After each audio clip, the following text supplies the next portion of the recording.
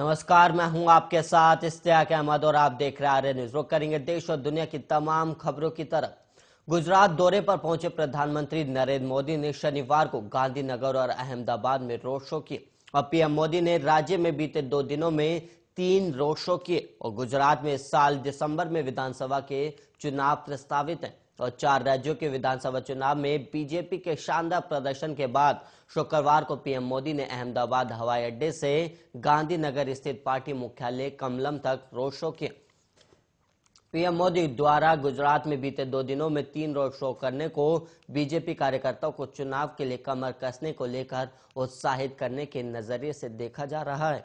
और वहीं पीएम मोदी ने शनिवार शाम को अहमदाबाद में इंदिरा पुल से सरदार पटेल स्टेडियम के बीच ये रोड शो किए और इसमें 3.5 किलोमीटर लंबे रोड शो के दौरान आम लोगों और बीजेपी कार्यकर्ताओं ने मोदी का गर्मजोशी के साथ स्वागत भी किया और शाम के इस रोड शो के दौरान पीएम मोदी जीप में ही बैठे रहे और उनके वाहन के आसपास सुरक्षाकर्मी का घेरा रहा और इस दौरान धीमी गति से चल रहे वाहन में बैठे प्रधानमंत्री मोदी ने लोगों का अभिवादन स्वीकार किया और कई जगहों पर उन्होंने वाहन से उतरकर लोगों की ओर हाथ भी हिलाए।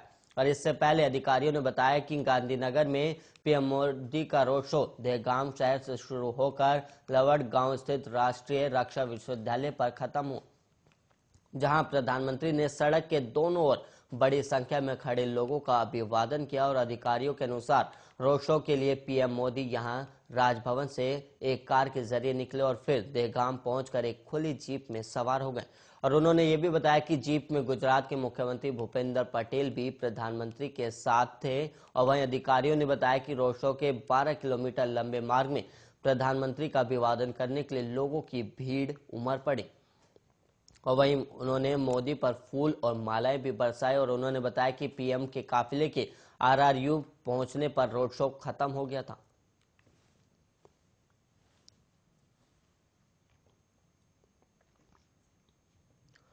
और वहीं बात की जाए देश में कोरोना स्थिति की, तो देश में जानलेवा कोरोना वायरस महामारी के मामले अब दिन पर दिन कम हो रहे हैं और देश में पिछले 24 घंटे में कोरोना वायरस के 3,116 नए केस सामने आए और वहीं 47 लोगों की कोरोना के चलते मौत हो गई और इस महामारी को मात देते हुए कल 5,559 लोगों को अस्पताल से डिस्चार्ज भी कर दिया गया। और वहीं केंद्रीय स्वास्थ्य मंत्रालय की ओर से जारी किए गए आंकड़ों के मुताबिक कल देश में 5,559 लोग ठीक हुए, जिसके बाद अब एक्टिव मामलों की संख्या घटकर 38,069 हो गई और वहीं इस महामारी से जान गंवाने वालों की संख्या बढ़कर 5,15,000 तक पहुंच गई और आंकड़ों के मुताबिक अभी तक 4,24,00,000 लोग संक्रमण से मुक्त हो चुके हैं। और वहीं बात की जाए टीकाकरण की, तो राष्ट्रव्यापी टीकाकरण मुहिम के तहत अभी तक कोरोना वायरस रोधी टीकों की 180 करोड़ से ज्यादा खुराक दी जा चुकी है और कल 20,31,275 डोज दी गई, जिसके बाद अब तक वैक्सीन की 180 करोड़ 13 लाख डोज दी जा चुकी है। और वहीं केंद्रीय स्वास्थ्य मंत्रालय के मुताबिक स्वास्थ्य कर्मियों, कोरोना योद्धाओं और 60 साल से ज्यादा आयु वाले अन्य बीमारियों से ग्रस्त लोगों को 2 करोड़ से ज्यादा एहतियाती टीके भी लगाए गए और देश में कोविड रोधी टीकाकरण अभियान 16 जनवरी 2021 से शुरू हुआ और पहले चरण में स्वास्थ्य कर्मियों को टीका लगाया गया था और वहीं कोरोना योद्धाओं के लिए टीकाकरण अभियान 2 फरवरी से शुरू हुआ था।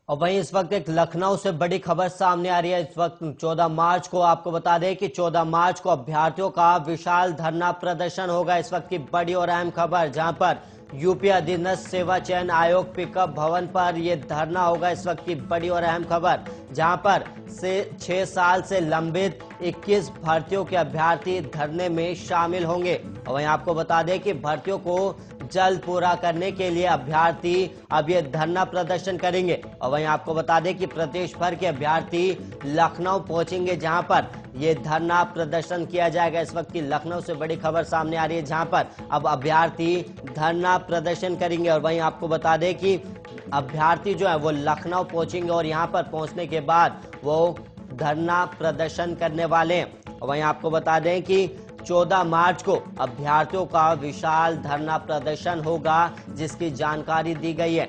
और वहीं यूपी अधीनस्थ सेवा चयन आयोग पर यह धरना प्रदर्शन किया जाएगा। और वहीं 6 साल से लंबित अभ्यर्थी धरने में शामिल होने वाले हैं, जिसके बाद ये विशाल धरना प्रदर्शन होगा और प्रदेश भर के अभ्यर्थी लखनऊ पहुंचेंगे धरना प्रदर्शन करने के लिए।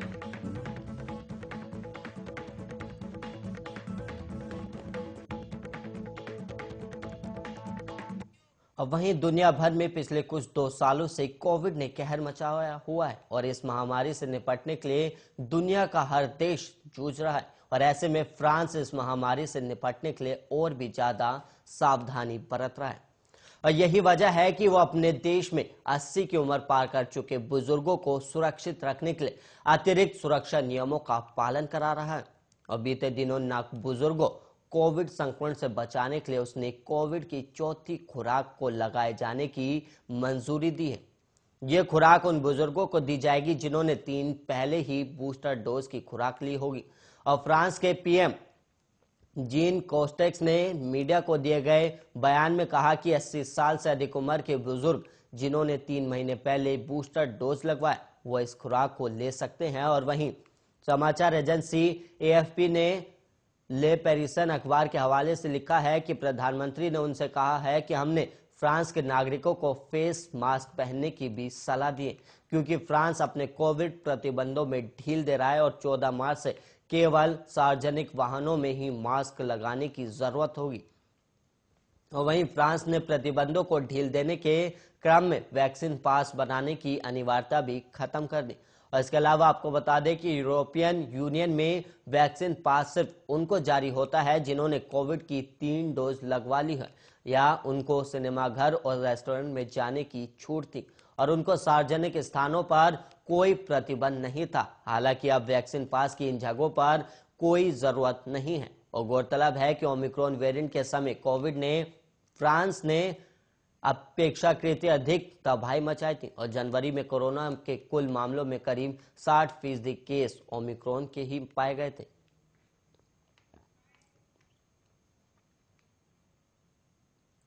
अब वहीं बात की जाए जापान की तो जापान के स्कूल लड़कियों पर लगाए गए अजीब से प्रतिबंध के बाद चर्चा में आ गया। और दरअसल हाल ही में जापान के स्कूल ने लड़कियों के पोनी टेल बनाने पर प्रतिबंध लगा दिया। हालांकि इस प्रतिबंध से ज्यादा हैरानी आपको इसका कारण जानकर होगा।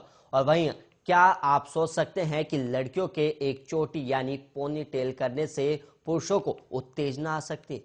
दरअसल इस प्रतिबंध के पीछे तर्क देते हुए कहा गया कि लड़कियों के गर्दन का पिछला हिस्सा लड़कों का यौन रूप से उत्तेजित कर सकता है, इसलिए अब वहां स्कूल में पढ़ने वाली लड़कियां पोनी टेल बनाकर स्कूल नहीं जा सकती। और जापान में ऐसे अजीबोगरीब प्रतिबंध लगाना कोई नई बात नहीं बल्कि इससे पहले भी तमाम तरह के प्रतिबंध लगाए जा चुके हैं। और द न्यूयॉर्क टाइम्स की एक रिपोर्ट की माने तो यहाँ कई स्कूलों में बच्चों के मोजे की साइज से लेकर अंडरगारमेंट्स के रंगों को लेकर भी अजीब नियम लागू किए जा चुके हैं। और एक नियम के अनुसार यहाँ स्कूल में पढ़ने वाली लड़कियां केवल सफेद रंग का ही पहन सकती हैं और वहीं इसके अलावा कोई भी लड़की स्कूल में अपने बालों का रंग नहीं बदल सकती और उन्हें काले बालों के साथ ही स्कूल में एंट्री मिलती है। दरअसल साल 2020 में लड़कियों की पोनीटेल के नियमों को लेकर जापान के फुकुओका इलाके के कई स्कूलों में सर्वे किया गया था और सर्वे के अनुसार पोनीटेल में लड़कियों की दिखती गर्दन पुरुषों को उत्तेजित करती है। और एक तरफ जहां स्कूल ऐसे अजीबोगरीब नियम लगा रहा है तो वहीं दूसरी तरफ प्रशासन नियम जारी करने पर छात्रों को ठीक से स्पष्टीकरण तक नहीं देता है।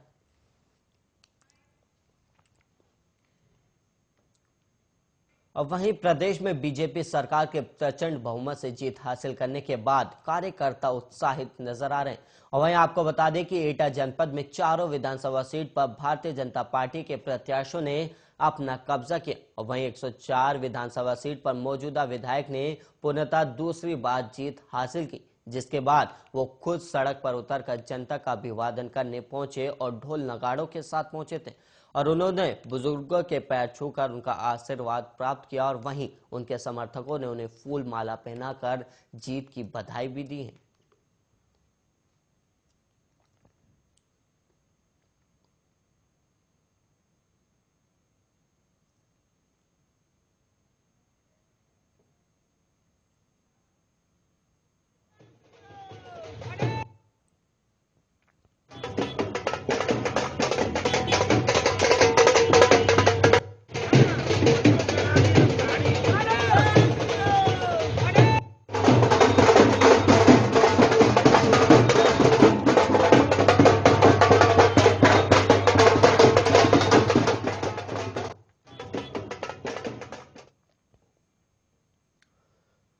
वहीं शनिवार को जनपद में आम आदमी पार्टी ने पंजाब में प्रचंड बहुमत से जीत के उपलक्ष्य में तिरंगा यात्रा निकालकर जश्न मनाया।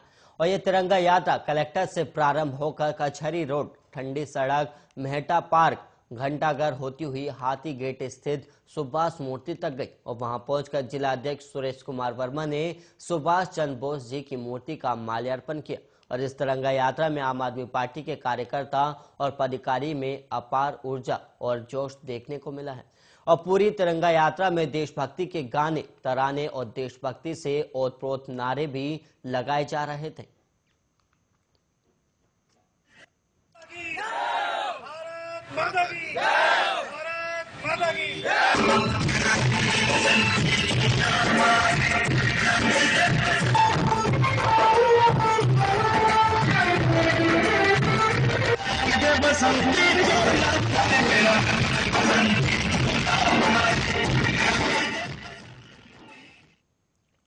और वहीं आगरा के फतेहपुर सीकरी से विधायक बनने पर जीत का जश्न मनाते हुए विधायक चौधरी बाबूलाल ने परिवार के साथ डीजे पर भंगड़ा किया। और वहीं उत्तर प्रदेश में प्रचंड बहुमत से सरकार बनने पर खुशी नहीं रोक पाए। और वहीं चौधरी बाबूलाल और वहीं सोशल मीडिया पर विधायक बाबूलाल का भंगाड़ा करते हुए वीडियो वायरल हो रहा है। और वहीं आपको बता दें कि फतेहपुर सीकरी की जनता ने विधायक बनाकर चौधरी बाबूलाल को ताज पहनाया है।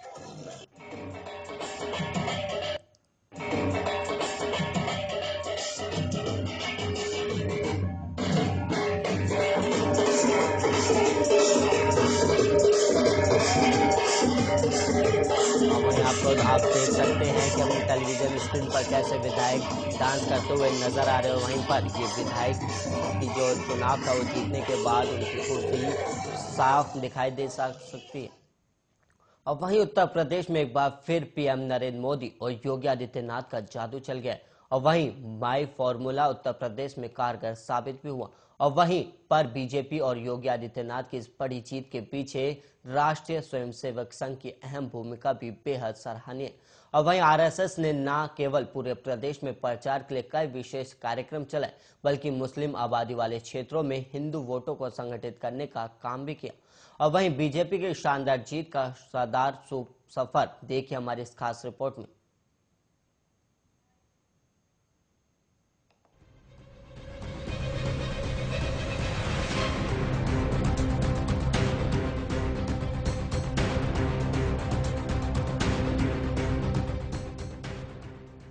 भारत में चुनाव किसी उत्सव से कम नहीं होते। सभी पार्टियां जोश और खरोश के साथ मैदान में नजर आती हैं और रैलियों में कई जुमले और तंज सुनने को मिलते हैं, पर मेहनत देखने लायक होती है। सियासी पहलू और जनता का रुझान ये तय करता है कि सत्ता किसके पास रहेगी। विधानसभा चुनाव 2022 में बीजेपी की बम्पर जीत के पीछे भी कई पहलू माने जा रहे हैं।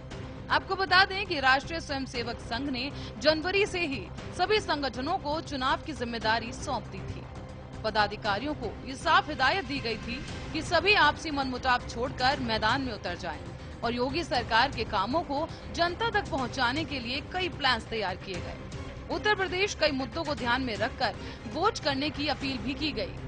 आरएसएस के वरिष्ठ पदाधिकारियों का कहना है कि प्रचार के दौरान किसी पार्टी या उम्मीदवार का नाम नहीं लिया गया, बल्कि राष्ट्र का नाम लिया गया और लोगों से ये कहा गया कि इस बार वोट राष्ट्र के नाम पर दें और मतदाता खुद ही समझ जाते थे। जबकि दूसरे जागरूक मतदाता मंच कार्यक्रम के तहत हम लोगों के घर जाकर उन्हें वोट की अपील करते थे। राष्ट्रीय स्वयंसेवक संघ ने चुनाव के दौरान काशी से लेकर अवध तक और बुंदेलखंड से लेकर मथुरा तक लोक जागरण मंच प्रोग्राम और जागरूकता मतदाता मंच जैसे कई कार्यक्रम जोर और शोर से चलाए। साथ ही लोक जागरण मंच कार्यक्रम के जरिए स्वयंसेवक ने 25 अहम मुद्दों को भी कवर किया था। इसके लिए संघ ने एक विशेष पर्चा भी छपवाया, जिसे लेकर कार्यकर्ता आम लोगों के घर तक पहुंचे थे। इनमें राम मंदिर का संघर्ष और उसके निर्माण और महिलाओं को सुरक्षा प्रदान करने वालों को वोट देने की बात कही गई थी। इसके अलावा अपराधियों को जेल में डालने और धर्मांतरण के खिलाफ कड़ी कार्रवाई करने वाले दल को वोट देने जैसी अपीलें भी की गयी। पर्चे में काशी विश्वनाथ धाम परिसर का निर्माण और राष्ट्रीयता और ऐतिहासिक महापुरुषों का सम्मान बढ़ाने वाले को वोट देने जैसे मुद्दे रखे गए। इसी के साथ ही जम्मू कश्मीर से धारा 370 और आर्टिकल 35A हटाने वालों को वोट देने जैसी अपील की गई थी। आरएसएस ने न सिर्फ वोट अपील की बल्कि ये भी सुनिश्चित करने की कोशिश की कि लोग वोट जरूर करें। यही कारण है कि एक कार्यक्रम के तहत मतदाताओं को वोट जल्द करने के साथ साथ वोट करने का तरीका भी सिखाया गया। इस दौरान संघ के मुख्य तौर पर राष्ट्रवाद से जुड़े मुद्दों पर लोगों को वोट करने के लिए मनाता रहा। इस बार कोरोना काल और लोगों के लाइफस्टाइल को समझते हुए डिजिटल प्रचार पर भी विशेष जोर दिया गया और संघ ने 2022 के विधानसभा चुनावों में अपना डिजिटल प्रचार प्रसार बढ़ा दिया और उन लोगों के व्हाट्सएप नंबर एकत्रित किए गए जिसने संघ का लगातार मिलना जुलना होता रहा। व्हाट्सएप ग्रुप के माध्यम से संघ ने लोगों से विचार साझा किए। कार्यक्रमों और वेबिनार के माध्यम से लोगों को एक साथ जोड़ा गया। तो वहीं आरएसएस ने अपने प्रचार और सरकार के कामों को सोशल मीडिया के जरिए अन्य लोगों तक भी सक्रियता के साथ पहुंचाया। इसी प्रचार के दौरान उन विधानसभा क्षेत्रों पर भी ज्यादा ध्यान दिया गया जहां मुस्लिम आबादी 30% से अधिक है और हिंदू वोट संगठित है। राष्ट्रवाद को नैरेटिव बनाने के लिए समय समय पर अलग अलग शहरों में किसान, महिला और यूथ की संगोष्ठी का आयोजन भी किया जाता रहा। राष्ट्रीय विचार परिषद के बैनर तले एक दिन में कई बड़े बड़े सेमिनार और वेबिनार आयोजित किए गए। लेकिन गौरतलब है कि इस तरह के कार्यक्रमों के मंच पर भाजपा या उम्मीदवारों को नहीं बुलाया गया, न ही मंच पर उनके कोई बैनर या पोस्टर लगाए गए। तो वहीं संघ के सभी बड़े पदाधिकारियों ने जनवरी से ही यूपी में चुनाव की तैयारी करना शुरू कर दिया था। पदाधिकारियों के साथ बैठकर उन्हें चुनाव प्रचार का एजेंडा भी थमा दिया था।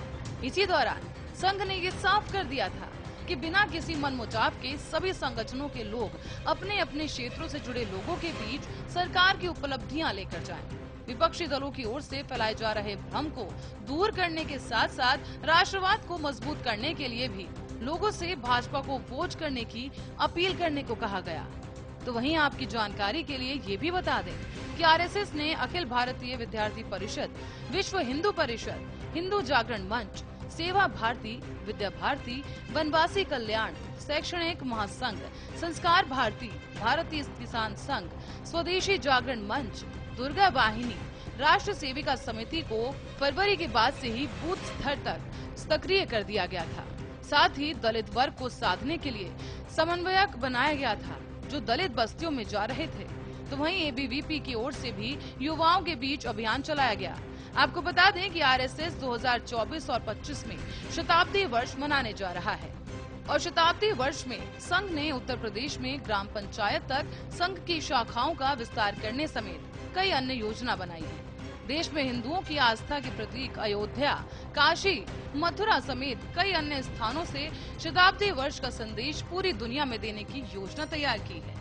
जानकारों का मानना है कि 2022 का परिणाम 2024 के लोकसभा चुनाव की भी दिशा तय करेगा। संघ का शताब्दी वर्ष भव्यता के साथ मनाया जाएगा और इसी के लिए प्रदेश और देश में भाजपा की सरकार का होना आवश्यक है। Special report, Arya news.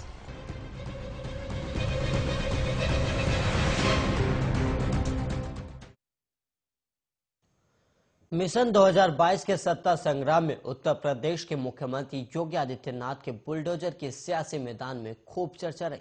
विपक्ष ने सीएम योगी को कई नाम भी दिए जिनमें से एक था बुलडोजर बाबा। पर इस चुनाव ने साबित कर दिया कि बाबा के बुलडोजर के सामने विपक्षी दल टिक नहीं सका। शायद ही किसी को अनुमान था कि उत्तर प्रदेश में बुलडोजर इतना अहम किरदार बन जाएगा। पर गौरतलब है कि जैसे जैसे चुनावी रंग चढ़ता गया, बुलडोजर भी अपना जलवा बिखेरने लगा और आखिरकार बीजेपी को बम्पर जीत हासिल हुई। पर आखिर क्या है चुनाव का बुलडोजर कनेक्शन, देखिए हमारी इस खास रिपोर्ट में।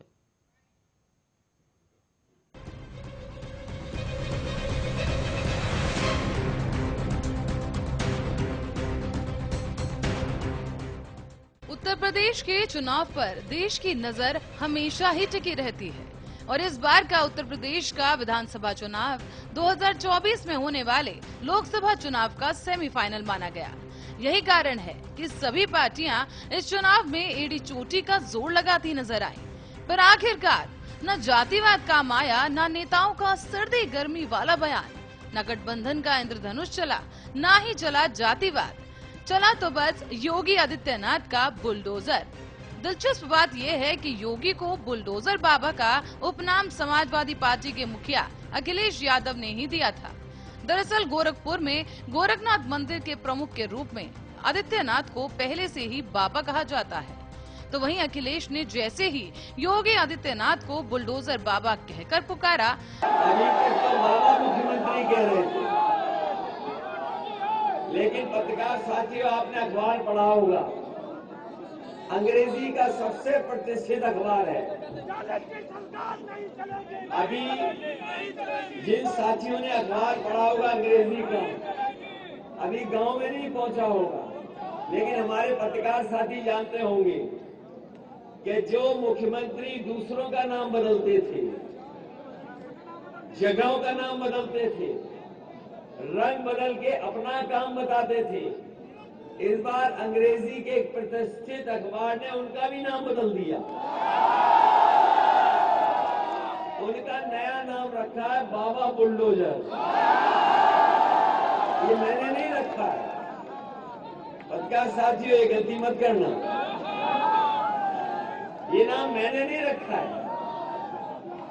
मैंने अंग्रेजी का अखबार पढ़ा सुबह और इतना अच्छा लगा कि जो दूसरों का नाम बदलते थे, इस बार उनका नाम भी बदल गया। आपने देखा होगा बीजेपी के नेता ABCD सीख के आ रहे हैं आजकल, जो कभी हम लोग बचपन में सीखते थे कि A फॉर ये, B फॉर ये, C फॉर ये। इधर बीजेपी वाले बहुत सीख रहे हैं ABCD, इसलिए हम उन्हें कहना चाहते हैं कि काका चले गए तो बाबा भी चले जाएंगे, इन्हें बाबा को भी कोई नहीं बचा पाएगा। बीजेपी ने इसे अपने पक्ष में ही कर लिया। भाजपा ने अखिलेश यादव के इस तंज को आड़े हाथों लिया और इसे योगी आदित्यनाथ के सख्त कानून व्यवस्था बनाए रखने के सुशासन से जोड़ दिया गया। एक नया शोध किया और मैंने वहाँ एक बुलडोजर बनवाया। हमारे नए लड़के जानते होंगे, मैंने उसमें आर्टिफिशियल इंटेलिजेंस का उपयोग किया और मैंने उसको जिम्मेदारी दी, देखो कितने पेशेवर माफिया हैं, अपराधी हैं, इनको ढूंढ ढूंढ करके इनके घरों को ढूंढो।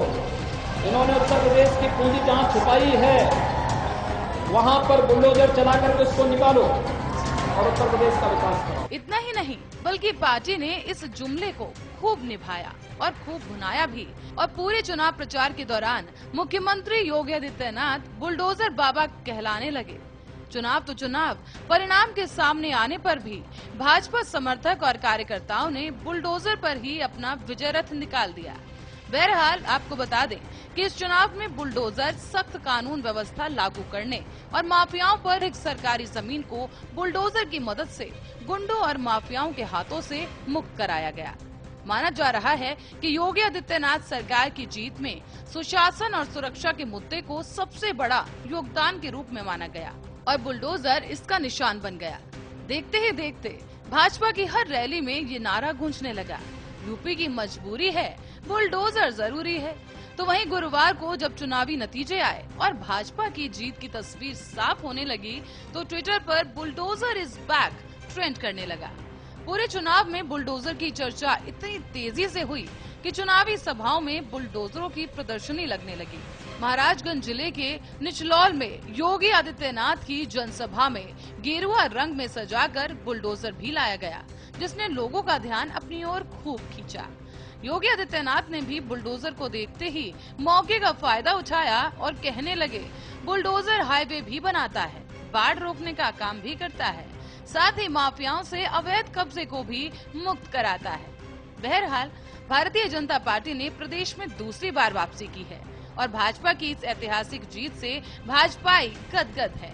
प्रदेश में जबरदस्त जश्न का माहौल है और भाजपा समर्थक हर जगह बुलडोजर के साथ जश्न में डूबे नजर आए और भाजपा ने प्रदेश में कुल 273 सीटों पर जीत दर्ज की, तो वहीं समाजवादी पार्टी ने 125 सीटों पर विजय का तिलक लगाया है, जबकि बसपा ने 1 और कांग्रेस ने 2 और राजा भैया की जनसत्ता दल ने 2 सीटों पर जीत हासिल की। Special report Arya news.